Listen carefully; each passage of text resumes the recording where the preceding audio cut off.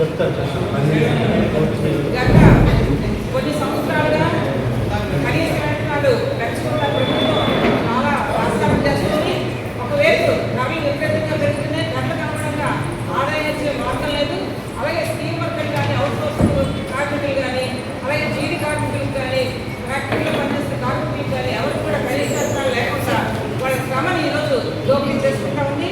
ఆ సందర్భంగా ఈ 1వ తారీఖు నుంచి 30వ తారీఖు వరకు కార్మికుల మధ్య సమస్యల మధ్య సర్వే చేయాలని చెప్పేసి, అదేవిధంగా అంగన్వాడీ కోరికల దినం జూలై 10 ఉంది.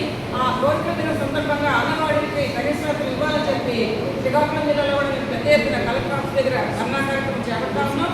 అలాగే 31వ తారీఖున రాష్ట్ర కమిటీ పిలుపులో భాగంగా ఆశా వర్కర్లు, అంగన్వాడీలు, మిడ్ డే మీల్ వర్కర్లు, కాంట్రాక్ట్ అవుట్సోర్సింగ్ ఉద్యోగులు కూడా మొదటి రోజు కార్మికులందరూ 30వ తారీఖున, 31వ తేదీన స్కీమ్ వర్కర్లు, అవుట్సోర్సింగ్ ఉద్యోగులందరూ కలిపి పెద్ద ఎత్తున కలెక్టరేట్ ధర్నా చేస్తాం.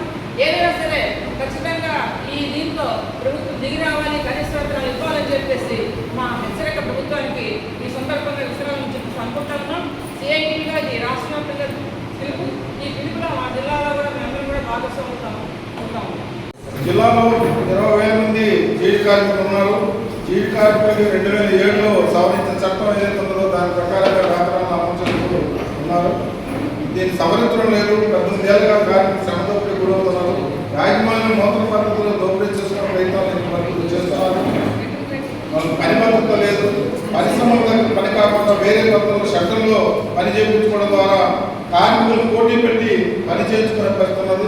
కాబట్టి జీడి కార్మికులు ఈ సందర్భంగా పెద్ద ఎత్తున కదిలించి పోరాటానికి సిద్ధం చేస్తాం. 30వ తేదీన జరిగే ఆందోళన కార్యక్రమం షెడ్యూల్ ఎంప్లాయ్మెంట్ కార్మికులు చేసే పోరాటంలో కార్మికులందరూ పాల్గొంటారు. వీరికి కనీస వేతనాలతో వరకు డిఓపిఎస్ సౌకర్యాలు లేవు. రాష్ట్ర ప్రభుత్వం వెల్ఫేర్ ఫండ్ కూడా తీసేసి కార్మికులు ఇబ్బంది గురి చేసే పరిస్థితి ఉన్నది. కాబట్టి ఎన్ని సమస్యల మీద కూడా ఖచ్చితంగా చేయడానికి ఉన్న కార్యక్రమాలను చేసి 30వ తేదీన సిద్ధం చేస్తామని ఈ సందర్భంగా తెలియజేస్తున్నాం.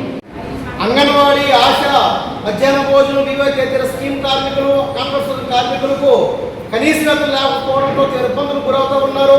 డిఏ అమలు చేయని నేపథ్యంలో కనీసం 2 సంవత్సరాలకు ఒకసారి వారికి వేతనాలు పెంచాలి.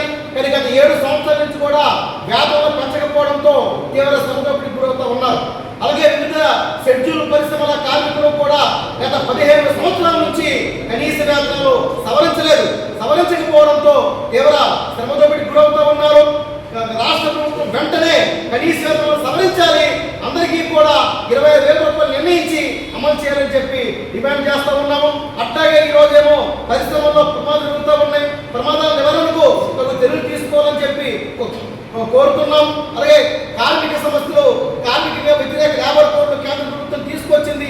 కార్మిక వ్యతిరేక లేబర్ కోడ్లు రద్దు చేయాలని చెప్పి కోరుతా ఉన్నాం. రాబోయే కాలంలో కార్మిక వర్గ సమస్యల పరిష్కారం కోసం సిఐటియు సమస్యల ఉద్యమం నిర్వహిస్తూ ఉంది. వాటిలో కార్మికులంతా భాగస్వామ్యం కావాలని కోరుతున్నాం.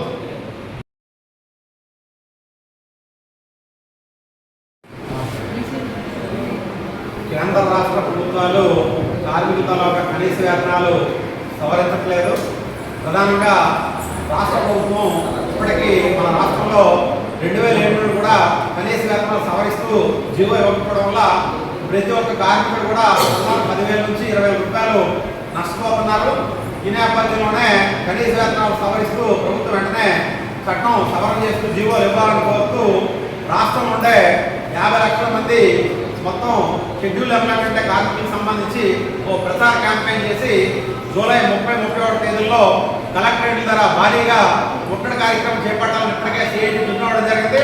అందులో భాగంగా 30వ తేదీన షెడ్యూల్డ్ ఎంప్లాయ్మెంట్ నుండి అన్ని పరిశ్రమల కార్మికులకు సంబంధించి 30వ తేదీన 31కి సంబంధించి ఏంటంటే రాష్ట్రం నుండే కాంట్రాక్ట్ అవుట్సోర్సింగ్ ఉద్యోగులతో పాటు స్కీమ్ వర్కర్స్, అంగన్వాడీ, ఆశ, మధ్యాహ్న భోజనం, విఓఏ, విఆర్ఏ తదితర రకాల కార్మికులంతా కూడా 31వ తేదీన కలెక్టరేట్ ద్వారా భారీగా కార్యక్రమం చేయాలని చెప్పి, వీటితో పాటు జూలై 10న అంగన్వాడీలు అఖిల భారత కోరికల దినం సందర్భంగా మొత్తం సెంటర్లు క్లోజ్ చేసి జూలై 10వ తేదీన కలెక్టరేట్ ద్వారా భారీగా నిరసన కార్యక్రమం చేపట్టాలని చెప్పి నిర్ణయం చేయడం జరిగింది.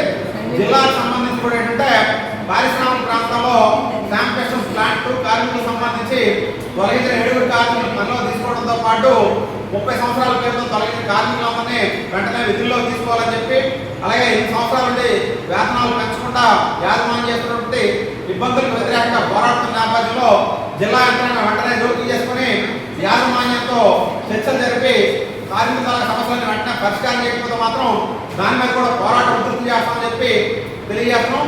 అలాగే ఏలూరు యాజమాన్యం అక్రమంగా చేసిన లాగౌట్ వెంటనే ఎత్తివేసి కార్మికులందరూ కూడా వెంటనే ఉపాధి కల్పించాలని చెప్పి తెలియజేస్తున్నాం.